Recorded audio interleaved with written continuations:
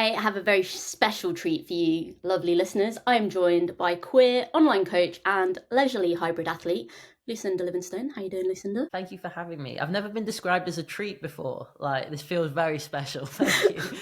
Hopefully everybody feels like you are a treat. I guess we'll find out later. Yeah, I mean, if I'm not, apologies, but I'll do my best to uphold that.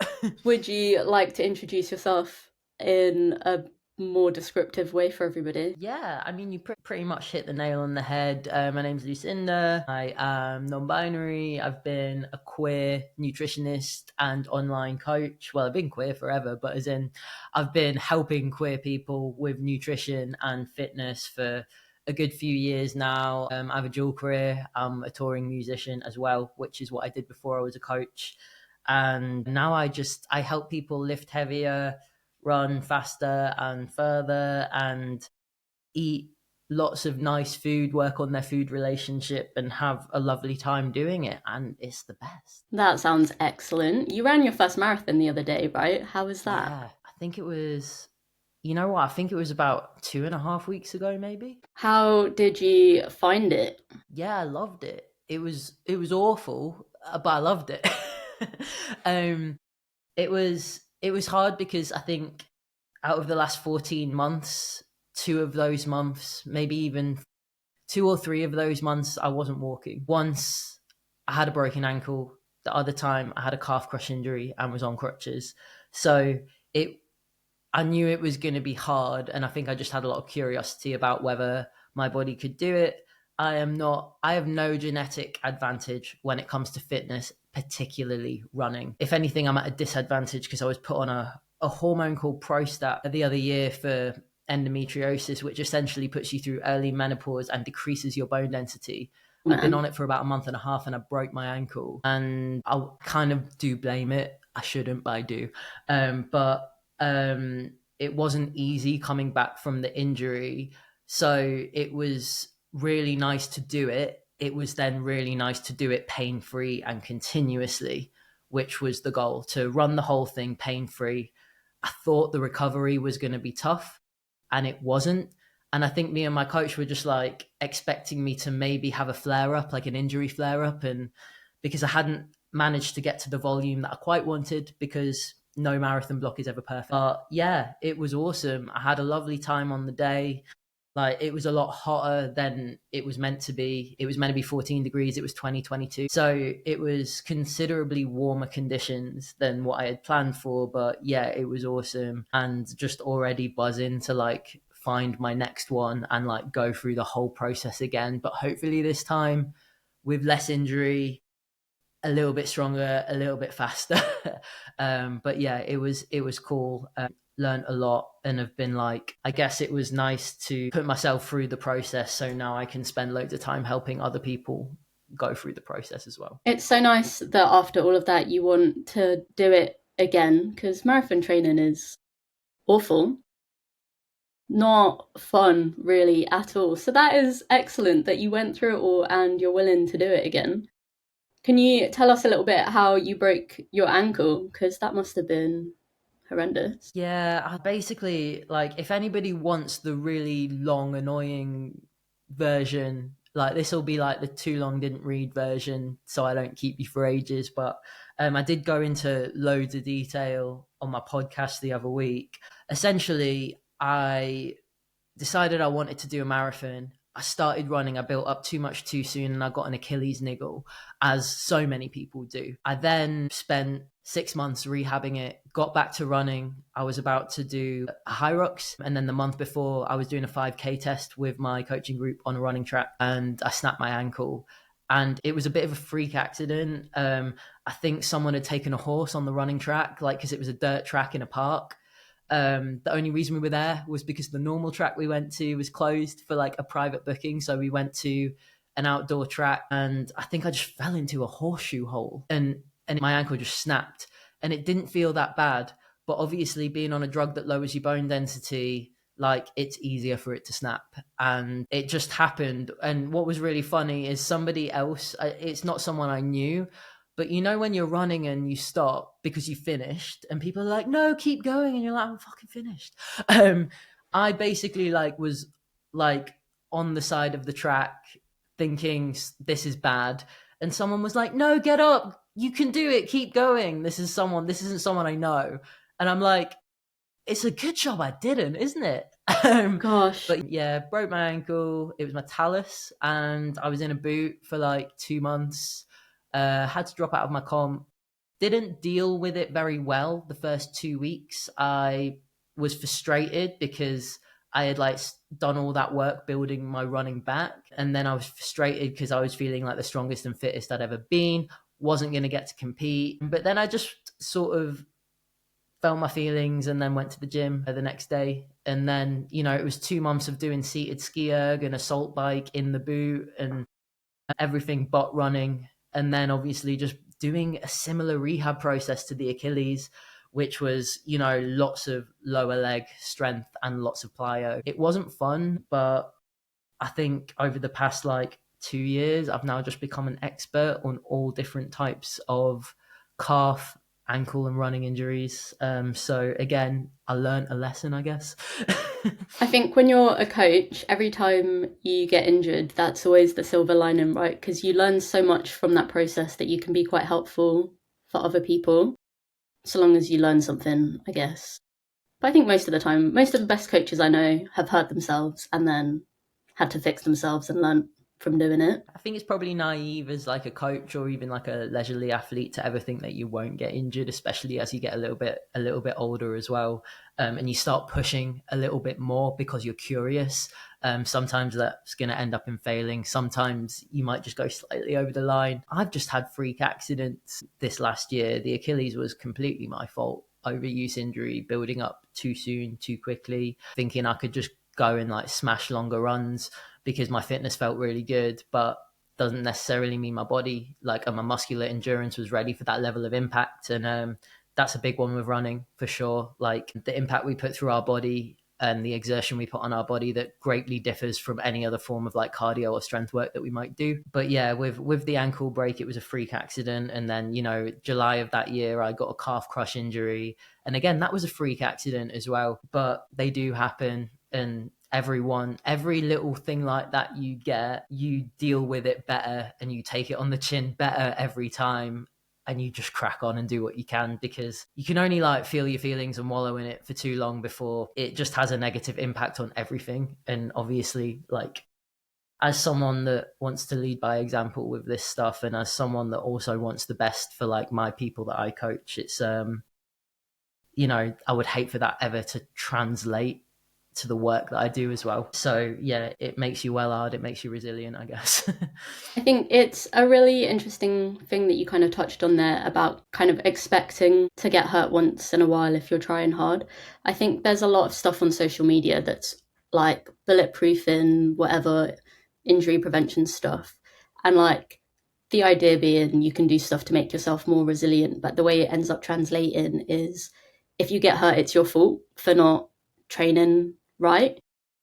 And that creates this idea in people's heads that when they do get hurt, it's their fault. So then they blame themselves and then they avoid exercise because it must have been the exercise that they did. And then that whole idea is what ends up stopping people from coming back to exercise or even from trying that hard because they're so scared of getting hurt.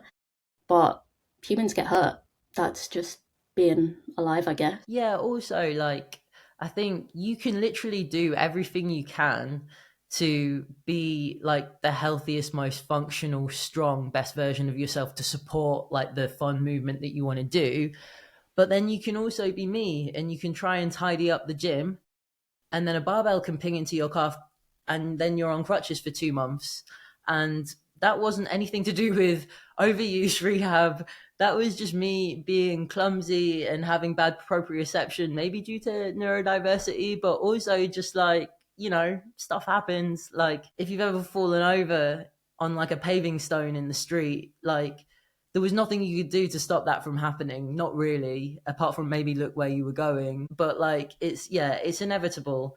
And I think in like deeper level in life, you're always going to get hurt mentally or physically at some point because we're not unbreakable mentally or physically. So almost making peace with the fact that at some point that might happen in your life, whether it's in fitness or outside of fitness, is I guess, a bit more of a peaceful mindset to have than always being afraid of the potential for what might happen. You know, people genuinely do struggle with fear about leaving the house and getting hurt, and that's something they might battle with all their life. If you're not necessarily a person that really, really struggles with that and has to work on that, adding fear of injury into a list of reasons to not do the thing that you think might be fun and cool and good for you, it's just not worth it. Yeah, absolutely. And also, if you get hurt doing something, the chances are that something that you got hurt doing is probably the thing that you have to do to rehab whatever you got hurt. In like 90% of scenarios, like obviously not in accident based scenarios, because that was just an accident. Don't go dropping plates on your calf to fix it. Yeah. But like if you get hurt deadlifting, chances are doing deadlifts is what's going to sort your back out.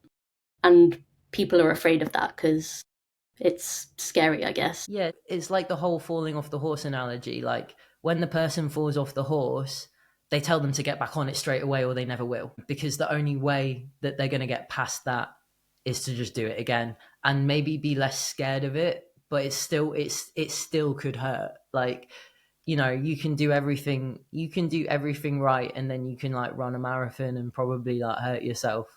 And that just is something that might happen. But there's loads of stuff that might always happen. How did you like manage your expectations and maybe define what success is for you in that marathon, having just been injured and then be training after that? Ooh, I like that question. That's a really good question. I stole like a goal setting process from Philly Bowden. Great athlete, ran in the women's pro elite for the London Marathon. She's amazing, really great, fun person to follow.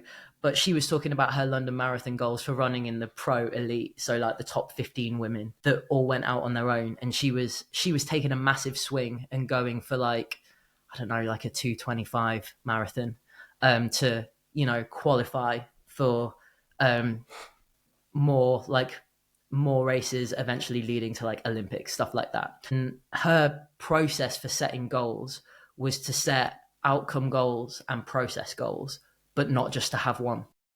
So when you have your outcome goals, you might have like A and B or A, B, and C. And then when you have process goals, your process goals are the thing that gets you to your outcome. And again, you might have a few. And the mentality there is that you tick off a bunch of stuff and find lots of different things to turn into wins along the way and not just necessarily aiming to do something fast. So let me see if I can find mine because I definitely wrote them down. All right, Manchester Marathon goals. So my A top outcome goal, the absolute best possible scenario, was me to do the marathon in under 5 hours continuously. So like no walking, continuous running under 5 hours, which would mean like 6:45 to 7 minute kms. So that was like easy conversation pace, but like maintaining it and making sure I wasn't letting it slip. The B goal was just to finish the marathon. And the C goal was to do my furthest ever run and maybe not finish the marathon, which would have been anything over 32 kilometers. So we got like A, B, and C. And then the process goals, the first one was to pace smart in the first 3 quarters of it. The second was to stick to my fuel and hydration plan. And the third was to be present and have a nice time. And I ticked every single one of those off apart from the sub 5, because I got like 5 hours and 6, but I did run it all continuously and pain free. So like, you know, I've ticked off 5 things out of 6, and that made me feel awesome for nailing everything else. And I just didn't even care about the time. I think like I was talking with my coach a couple of weeks after. I was like, should I have gone out a bit faster? Because I probably could have. And he was like, well, what was more important? Like, what was more important to you? And I was like, running it pain free, like not getting an injury flare up and running it continuously. And a lot of people walk their marathons, and like they might just want to get the fastest time possible. And if that's the goal, that's valid, that's cool. But for me, I think this was only the first one. This was the first longest endurance event that I would have done. And it's the first of many that I want to do. So my measure of like my endurance And my leg endurance, especially post injury, was to be able to do it continuously and not to stop. And so the time just didn't matter when it came to that. And, you know, anyone's goals, what they decide they want out of it is valid, but having outcome goals and process goals for like a big event, so you're not just pinning it all on one thing and then it's a big anticlimax and then you know you may feel a bit rubbish about it. I liked Philly's way of mapping that out, and I saw it on her like marathon goal setting chat, and I was like, yes, I'm literally doing that along with this video right now, because I don't want to just have this like sub 5 in my head when really there is so much more to it than that. Yeah, I love that so much. I love that the process goals were the process of the race. So, like, processes within the race rather than just process along the way to the race. Whenever I've done process goals, I've always done it on the way to the big goal. But I quite like it. The process of while you're actually in the thing, doing the thing. That's awesome. What a great idea. Yeah, because I think also like if you're doing like a comp or a race and like the atmosphere, you know, if it's that many people, like I don't know, London was 56K, Manchester was 36K, like the environment's awesome. Like how many times do you do that in your life? Hopefully for me, many, because I love it. But like it's nice to actually like let it all sink in and be able to like marinate in it a little bit. And obviously like a pro athlete isn't going to be like technically super present and taking in everything because they are so locked in.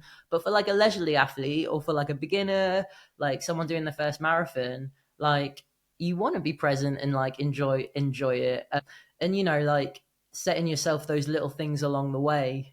You know, I just want to stick to my fuel and hydration plan that I've laid out because I practiced it and I know it works. Like I want to pace smart in the first 3 quarters because I don't want to like get overexcited and go out too hot, and I want to be present for it because I actually just want to enjoy the experience, and I know that I'm not running fast enough to like necessarily just be speeding past everyone because I'm not running that fast. So yeah, I think I kind of like it, and I think even going into like a CrossFit or a functional fitness comp or a high rocks, I would actually do exactly the same thing, because a lot of the time some people are like, I've just got the goal to finish, and but then in the back of their mind they have like I actually want this time, I actually want this. So like I think just like the real talk of it and like laying out multiple things is it's like a nice way to do it for sure. Yeah, I love that. You call yourself a leisurely hybrid athlete. What does that mean? How did we get here? I'm just very average at everything and love it. I guess like if we're unpicking what hybrid training actually is, it's just mixed modalities of fitness and trying to be as good as possible at multiple modalities. For me, mostly it's strength and running. For some people, it might be strength, running, cycling, swimming, like more triathlon vibes. And I guess the difference between hybrid training and cross training is you might have someone that does a sport or is a runner or, you know, does anything, and they supplement their training with strength work to support the thing. But with hybrid, with the mixed modalities of it, you're not just doing one thing as a lower priority. You're doing everything almost as like an equal priority and trying to get better at it all and make everything support everything, which obviously means because you're not necessarily specializing in stuff that you're not going to be shit hot at everything. I mean, some people really are, I guess. And I guess the leisurely aspect of it is that it's like, I don't take it too seriously. I'm not a professional. I like getting strong and jacked. I like running a long way. I like, you know, challenging myself, but also it's no deeper than that. Like I don't get paid to do it. It's not that serious. I'm curious about my body can do. I like mixed modalities of training and I like helping people do that as well. So I guess that's how I kind of ended up here. And I think anyone and everyone that trains is an athlete. But I think for the sake of what I talk about online, making sure that what I talk about is accessible to everyone, I think that's where I kind of started talking more about it from a leisurely point of view, because not everyone trains twice a day, 6 days a week. And when a lot of people think about like stereotypical hybrid fitness, I think now it's probably high rocks and like guys beating their chests with like heart rate monitors on and like just training like 6 7 days a week, double sessions, like 5 a.m. threshold run, 12 p.m. easy bike, 7 p.m. legs, like, and it's not like that, like it, and it doesn't have to be.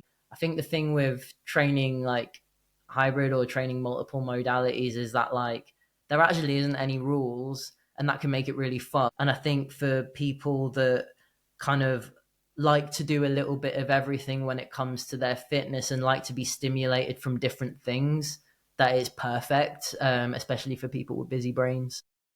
Yeah, I feel like it's an excellent option for like your strength and fitness practice if you're a person with ADHD to just pick more than one thing to focus on so you don't get bored. How do you navigate competitive sport as a trans person? This is an interesting one because I do and I don't, because like this is where the kind of leisurely thing comes in, because it's easier. Like it's way easier for me to navigate competitions and sports as a non-professional, because like no one cares, like literally no one cares. With High Rocks, I spoke to them directly because I wanted a definite answer, not just for me but for my clients as well. And it was like, I'm non-binary, like I'm on testosterone, where do you want to put me, because you don't have a non-binary category. And they're like, just go in the category you were assigned at birth. And they took a while to come back to me with that, and I was like, okay, cool. And then when I thought about it, and when I actually, took part in more of those style events, I was like, I'm at a point now where I pass either way depending on what I'm wearing. And I think I would be fine doing men's, and I think I would also probably be fine doing women's. Uh, no one will say anything unless I won. You know what I mean? And again, that's a shame for all the pro athletes, like a massive shame.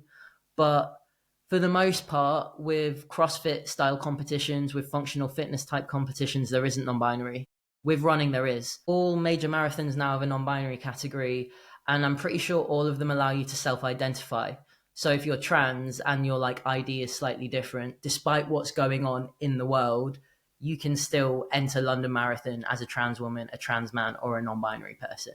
So I think this is why running is awesome right now for trans people, because even despite what's going on in America, despite what's going on in the UK, none of them as of yet have like changed anything. And we had like Cal Calamia, who won the London Marathon, the non-binary category, for the first time this year. And yes, there's work to be done on like things like prize money and having like the elite start line so they actually know who they're competing against. But for the most part, running is easier. If you're an Olympic athlete, it's not. But like for the most part, like that leisurely athlete, like running is way more accessible than functional fitness or CrossFit. When I've done the CrossFit Open, I have just competed as female. My gym wouldn't have given a shit which one I did. I think I probably always did the female because the weights were lighter. But I think now I'm at a point where if like I did a solo High Rocks, I'd either need to do women's pro or men's, because weight wise, like just doing like the standard women's would feel like personally, to me, would feel like I wasn't getting my money's worth and it wasn't hard enough. Would I do women's pro in High Rocks? Not sure. Not sure what would happen being in a pro category. I think as long as I didn't win, no one would care. And I don't think I would ever win or come anywhere near the top or like qualify for anything. But I think if you had someone that was on T and did women's pro, maybe someone might have something to say.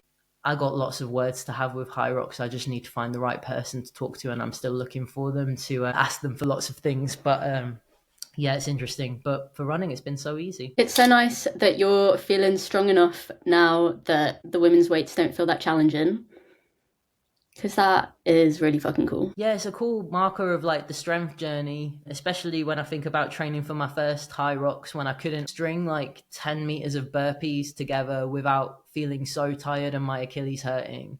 And at that point, I felt like I had a good level of fitness. It just shows that it can always just like progress that little bit. And then you don't really notice. And then, I haven't done any like sort of solo High Rocks prep in ages. It's really hard to get a ticket these days, and it's so expensive. And it wasn't at the time when I was training for it. But if I do a piece of work now where I've got like burpee broad jumps, when I think back on, where I started with that and how like flowy and easy and effortless a movement felt compared to really struggling with it, it's nice to look back on like a good like 2 years of progress, because you don't always see it when you're in it, do you? Yeah, no, that's awesome. It's nice when you can track stuff, like specific things like that. What advice would you give to other queer people who want to start running or lifting, but they feel a bit intimidated by fitness culture? I think the first thing that I would say is like it's completely valid, all of your apprehension and like gym intimidation about every aspect of it, because you're new to something and that means that you're not good at it. And then on top of that, you know, the world we live in is not always friendly to trans people. But I'd say for the most part, it's not that deep. Yes, you want to be safe, but do you want potential fear of perception get in the way of you do something that might make you feel amazing? Because it's just like not worth it. And I think I've been the person that like held back from doing all sorts of things that I wanted to do for so long, like my whole life. Like when I was a teenager, all I wanted to do was sing in a band, but I played bass. And I left it so long. And then I finally did it. And then it was my career. And then now it is my career. And with coaching, I had such imposter syndrome because I didn't look like a PT and I was new to it, but I just thought I could make a difference.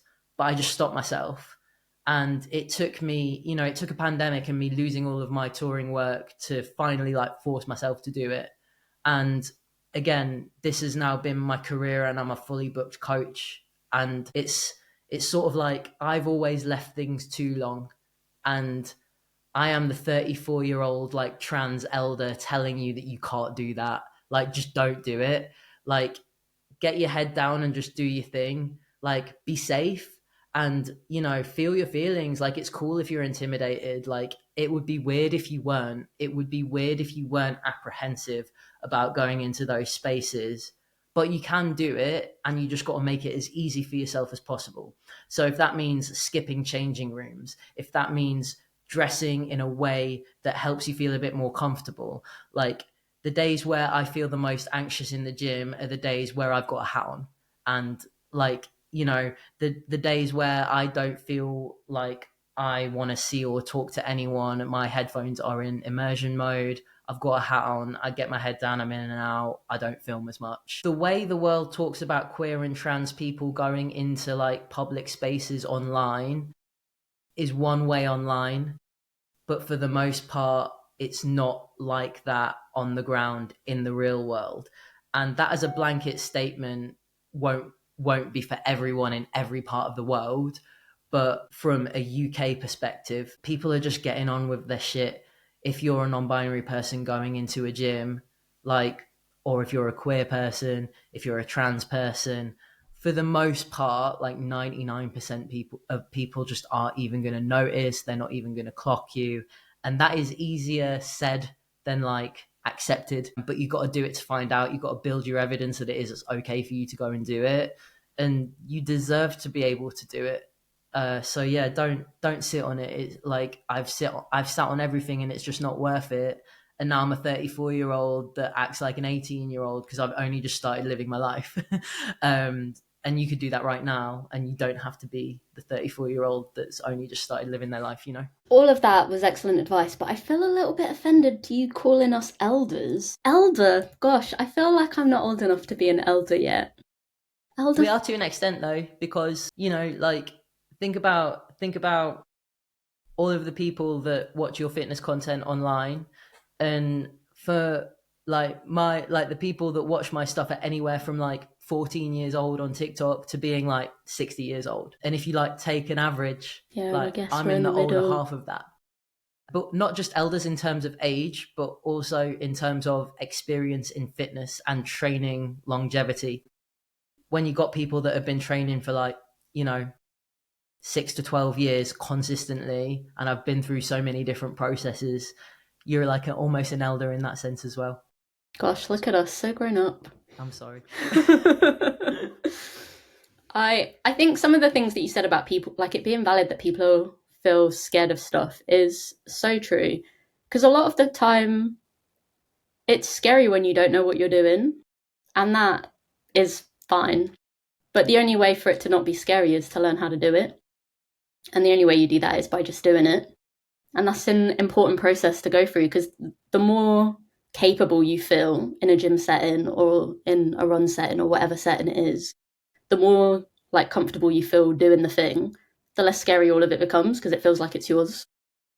And that's really nice. Yeah, it's like if the first time you like ever swam without armbands, if you learnt to swim or like rode a bike without stabilizers, the only time you knew that you could do it was when you tried it and it happened. So then you had the evidence and you're like, oh, I did that, so I can do it again.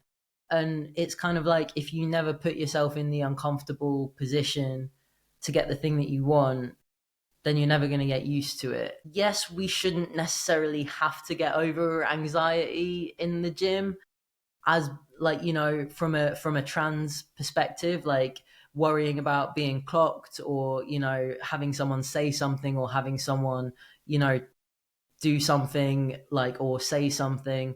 We shouldn't that shouldn't be a fear. Like, women shouldn't have to go into the gym and think about what they're wearing and how men might come and talk to them. Like, we shouldn't have any of that, but we do. And sadly, that's not going to change. And so many people in the fitness industry are like, oh my God, it's getting so much better. And I'm like, is it? Or like, are we just having better conversations? And there is still a lot of shitty people. But again, they shouldn't get to dictate what you do. Like, it's just not worth it. And I think the shitty people are just louder than everyone else. But for the most Yeah. part, most people aren't even going to talk to you in most scenarios. No one actually wants to talk to anyone most of the time, I have found. I think I can, as someone that's in the gym or running like 6 days a week, I can't remember the last time someone spoke to me that wasn't someone I knew, or if I didn't speak to them first. Like, because if I'm filming and someone's like near, I'll just be like, oh, I'm filming, but don't worry, you're not in the shot. Like, and they'll be like, yeah, sound. But like, outside of stuff like that, and outside of saying hello to people that I know, like 6 days a week in the gym, every week for years and years, like, I can't remember the last time anyone said anything to me. I did have one person tell me that I was really strong once.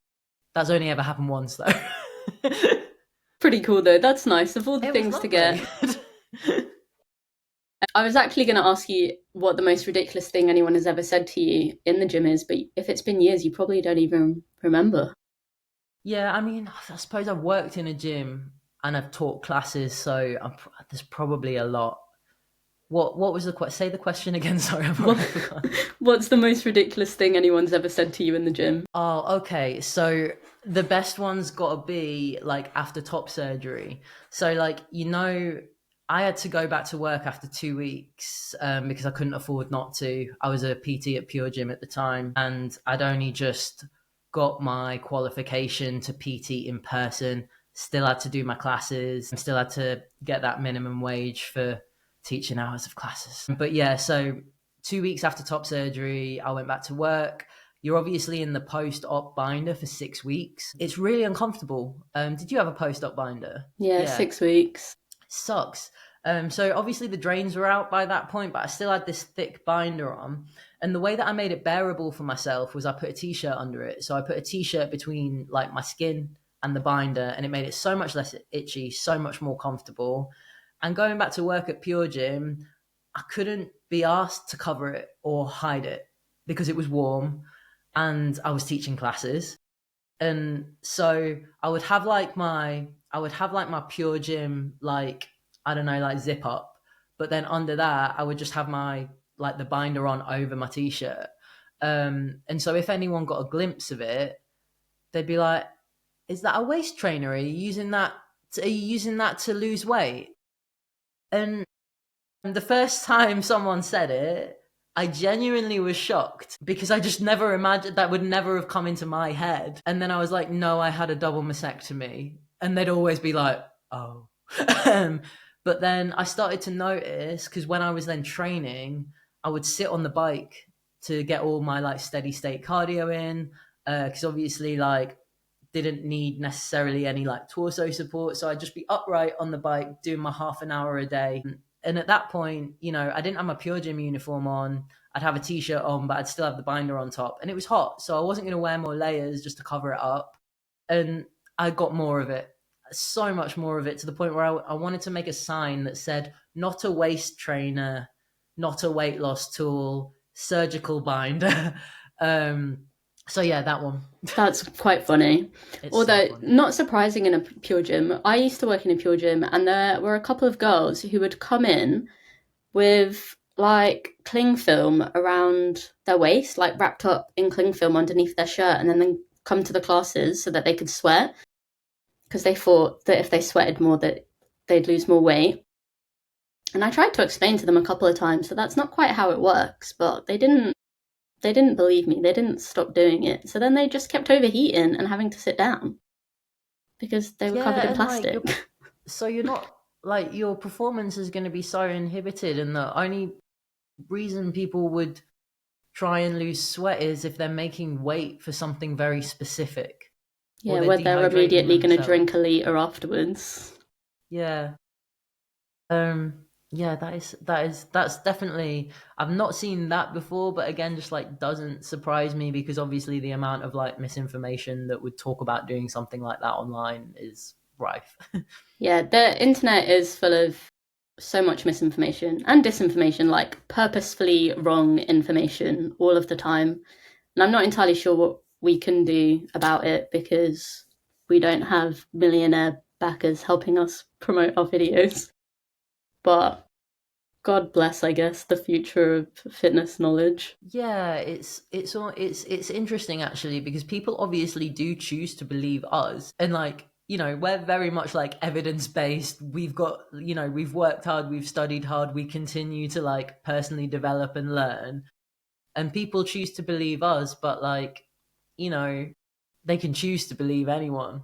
Yeah, um so hopefully people don't choose to believe the people that don't have the best interests of the fitness industry at heart. no, it's scary, isn't it? Okay, so to close us off, what would you say to your past self before all the injuries and before you started training? What's a piece of advice for little baby Lucinda? It would probably just be, you need to be so much nicer to yourself. Like, you can't hate yourself into being like a better version, or whatever you think your better version is. Like, you can't get there through like negative self-talk, hating yourself, berating yourself for things you haven't done, or maybe haven't done well enough. So yeah, you can't hate yourself into like a version of yourself that you want to love. Like, it just won't. You got to like love yourself into it, in a sense, which sounds really, really cheesy. And then I think the second thing would be, you just got to get real used to failing at everything all the time, and you can't be scared of it. And that applies to a lift, a business decision, like a, a, a life idea. Like, you can't be afraid to fail at doing lots of different things if you're a person that's like driven career wise, hobby wise, training wise, because you learn all of your best lessons from failing, and you got to fail so many times to eventually not. And I've had loads of different career paths, loads of different jobs.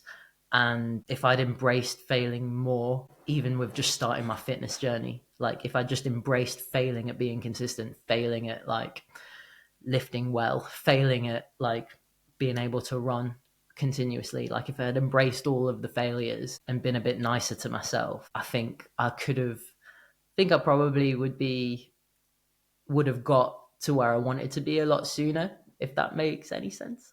Yeah, I like that. I think it's a really important part of learning new things, of training, but also of like just being a human who's alive doing things. That fear of failure often stops people from doing anything, and then you just stagnate because you're too scared to move forwards. And that's a shame because what's the point? Yeah, and like, I guess it applies to training, but it does just apply to everything. Like, fear of failure, like maybe that's like the worst fear, really. Like, fear of perception, fear of failure, fear of judgment. Maybe we don't all have the audacity of like a white man on a podcast, but we can still, we can still push ourselves to and maybe like give ourselves credit and actually have the self-belief that like I can do this and I might fail, but I'll be all right. Maybe that's something we should work on. You know how people are like, what would Jesus do? And then they make their decisions. Maybe it should be like, what would a white man do? And then do that. Yeah, what would a white man with a podcast do? Maybe that's what we need to be more brave. And usually the answer is whatever the fuck he wants. Maybe there's something in there. Yeah. We'll see. We'll see how it goes. Where can people find you and follow you and see what you're doing? I've got a podcast called Small Gains that you have been on. You can search that just in all the usual places where you listen or watch stuff. You can find me Lucinda Fuzz Culture Club on Instagram, Fuzz Culture Club on TikTok. And yeah, that's probably about it. Just all the usual places. If you just search either Lucinda or Fuzz Culture Club, you'll probably find the right version of me and not the music one. Excellent. Thank you so much for your time today. I'll share links in the show notes where people can find you, including a link to the episode that we did together talking about hypermobility and stuff on your podcast. And hopefully everyone enjoys this episode. If you do, you should give it a 5-star rating because I think that means more people get to see it. So that would be nice. And you should also tell your friends because sharing's caring, you know? So thanks, guys. Bye. Thank you so much for having me. Also, if they didn't like it, they should just be quiet. Like, they should just leave. That is a good rule. Don't rate it if you didn't like it. You don't even have to tell me. Just see yourself out. It's all good. Nothing to see. Cheers. Bye.